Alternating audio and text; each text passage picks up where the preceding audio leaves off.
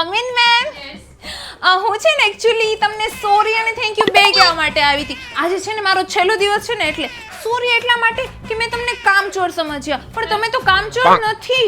તમે તો એક એક એમ્પ્લોયને ટાર્ગેટ કરીને એના ઉપર ધ્યાન દો છો.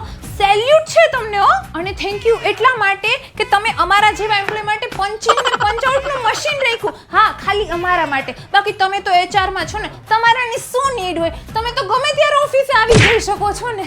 અને ડિસિપ્લિનની તો શું વાત કરું, તમે અમને લોકોને ડિસિપ્લિનમાં રાખવા માટે શું રૂલ્સ બનાવ્યા ખાલી અમારા માટે. તમારે તો રૂલ્સ ફોલો કરવાના ન હોય, તમારે તેની કાંઈ જરૂર ન હોય, ખાલી અમારા માટે બનાવ્યા. અને શું ગજબ લેવલનું હાયરિંગ કરો છો તમે હો. હજી તો એમ્પ્લોય બિચારો આવ્યો હોય ને 1-2 મંથ થયા હોય ત્યાં તો એને ટોર્ચર કરીને રિઝાઇન આપવા ઉપર મજબૂર કરી દો છો. ગજબ નેક્સ્ટ લેવલ સ્કિલ છે એમ.